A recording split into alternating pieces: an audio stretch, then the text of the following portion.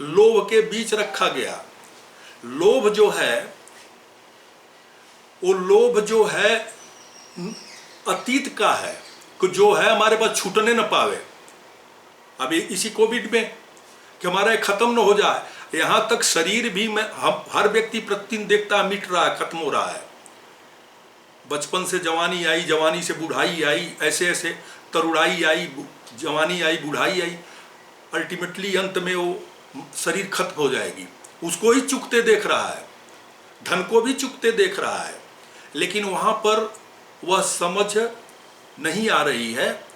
इसलिए लोभी व्यक्ति जो रखा हुआ है उसको खोना ही नहीं चाहता। उसकी दूसरी परिभाषा कंजूस है, और कंजूस को देख लीजिए, उसके शकल को देख के आप पहचान लेंगे।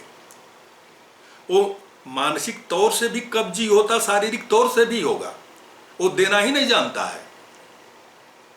और दोनों के मध्य क्रोध क्यों रख दिया कि जब कामना की पूर्ति नहीं होती है और जो लोभी रखा हुआ है वो छीनने लगता है, कोई खींचने लगता है, तो क्रोध का जन्म होता है। ये अब हमारे जीवन के प्रतिदिन के साधना में भी इसका बहुत बड़ा हाथ है। तो धन एक मूल तौर से मनोविज्ञान है।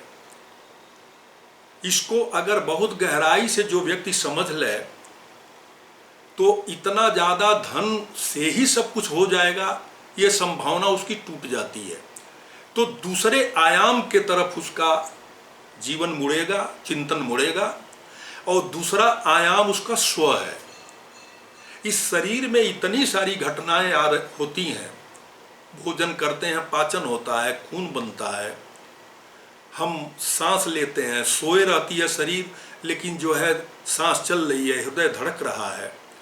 इसका अगर मुद्रा में सारा आकलन किया जाए तो बहुत बड़ा मूल्य होगा। इसमें कोविड में ऑक्सीजन की कमी आप लोगों ने देख लिया कि लोग एक एक सांस के लिए तड़पे, और पूरे प्रकृति और कासमास से हमारे शरीर को ये सारी प्राप्त होती है, लेकिन तिस पर भी ये चेत नहीं होता। हम अपने जीवन को उस प्रकृति के लय के हिसाब से प्रारंभ करें जीना, अनावश्यक के उहापोह छोड़ दें। ये अनावश्यक के सब चीजें, जीवन के व्यापार चलते रहेंगे, राजनीति चलेगा, समाज चलेगा, उसी जीवन में है। जीवन अगर आपका विवेक सम्मत हो जाएगा, समझ प्रस्फुटित हो जाएगी, आप अंतः से शांत होंगे, मस्तिष्क शांत होगी, तो सारी प्रक्रिया आप देखेंगे कि अपने आप सटीक हो जाएगी। इसलिए बार बार मैं कहता हूं कि व्यक्ति अपना रिस्पॉन्सिबल है, व्यक्ति का अपने प्रति दायित्व है, और अपने प्रति दायित्व का मतलब वो देखे कि मैं कहाँ खड़ा हूं, मैं कैसे सोचता हूं, समाज में मेरा प्रतिदान क्या है। केवल दिमागी खुरापात से कुछ संभावना नहीं है। चारों तरफ व्याप्त असंतोष का आकलन करे, और उस आकलन को कितने अंशों में वह अपने समझ से हटा सकता है, यह बहुत बड़ा सेवा है। इसी को गीता ने ज्ञान यज्ञ कहा, और कृष्ण ने इसको सबसे बड़ा यज्ञ कहा और सबसे बड़ा दान भी कहा है, कि अपने शब्दों से, अपने सेवा से, अपने कर्म से लोगों को जितना आप सुख प्रदान कर सकें, उसी के तुलना में आपको सुख प्राप्त होगा। धन से नहीं प्राप्त हो सकता है। ये देख करके, विचार करके देख लीजिए, संसाधन है, उसका प्रयोग संसाधन के रूप में होना चाहिए। इसका अर्थ ये नहीं है कि मैं नहीं कह रहा हूं वो धन होना नहीं चाहिए, कमाना चाहिए। अगर व्यवस्था है तो होनी चाहिए, मार्केट का सिद्धांत है, अगर वो चलना चाहिए, लेकिन उस सिद्धांत से मनुष्य के गरिमा को मिटा दिया जाए, मनुष्य के अस्मिता को मिटा करके सिद्धांत खड़ी नहीं की जा सकती है। शोषण की व्यवस्था पर सिद्धांत खड़ा नहीं होगा, मनुष्य को सोचना पड़ेगा और अहम का त्याग करके नीचे तक आना पड़ेगा। धन की व्यवस्था भी व्यक्ति अकेले नहीं पैदा करता। आज चाहे बड़े बड़े धनपति हों, बिल गेट हों, वारेन बफे हों, आपका चाहे गूगल का हो, चाहे नडाल हो, चाहे कोई हो, या बिरला हो, टाटा हो, इन्होंने अकेले बल पर नहीं पैदा कर लिया। उसमें तमाम सारे इस कासमास में पैदा हुए प्राणी, लोग, जन, श्रमिक के हाथ, टेक्नोलॉजी, ज्ञान, सारा कुछ उसमें लगा हुआ है। इसलिए उसके उपभोग का एक ये भी आधार नहीं बनता कि वो अपने लिए करे और औरों से अपने को भिन्न रखे। अगर यह भाव आता है तो बुद्धत्व का जन्म तो वहीं होता है। इसलिए मैं बार बार कहता हूं कि जीवन की यात्रा बुद्धत्व की होनी चाहिए, क्योंकि अगर एक भी व्यक्ति बुद्ध बनता है तो संभावना औरों की है और भी बनेंगे, और उसी संभावना को लेकर के विचार होता है और विचार करना चाहिए। बाकी छोटी विषयों पर विचार करने का फायदा क्या है?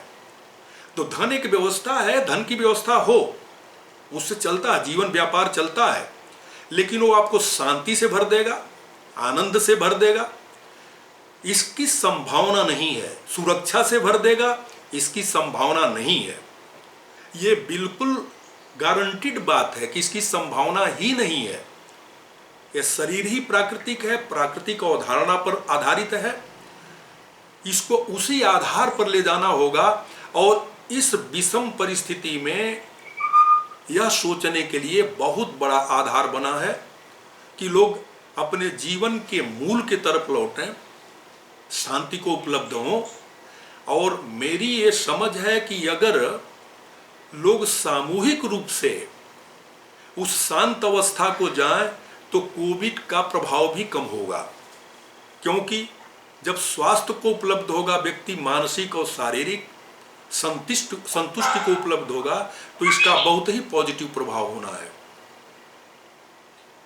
विषय अगर यही विषय इकोनॉमिस्ट या इंडस्ट्री उद्योगों के सामने बोलता, दूसरे तल पर ले जाता, लेकिन यहाँ पर जो विचार कर रहे हैं कि इसमें शिक्षक हैं, बच्चे जुटे हुए हैं और लोग हैं, इसलिए मैंने इसको इस आधार पर ले आया कि कोई भी चीज़ साइकोलॉजिकल न बनाई जाए और उसके मूल तत्व को समझा जाए कि जो पदार्थ है, जब हमारे साइके का अंग बनेगा तो वो पदार्थ नहीं रह जाता, बल्कि वो हमारे अस्मिता से जुट करके और हमें रुग्ण कर देगा। जैसे कार है, व्यक्ति कार का पोसेसर है, कार का वो मालिक है, लेकिन कार पर रास्ते में जब खरोच लग जाए तो कत्ल करने के लिए तैयार हो जाता है। उस समय कार के द्वारा पोसेस कर लिया गया। यही धन की भी बात है। अगर शरीर हम पोसेस नहीं कर पाए, कोई भी व्यक्ति सदा जवान तो रह नहीं पाया, एक अवस्था में रह नहीं पाया, तो वह वस्तु कैसे एक अवस्था में बनी रहेगी? इन बातों को गंभीरता से विचार किया जाए और आगे के विषयों पर भी विचार चलता रहेगा। और यह विचार का जो क्रम प्रारंभ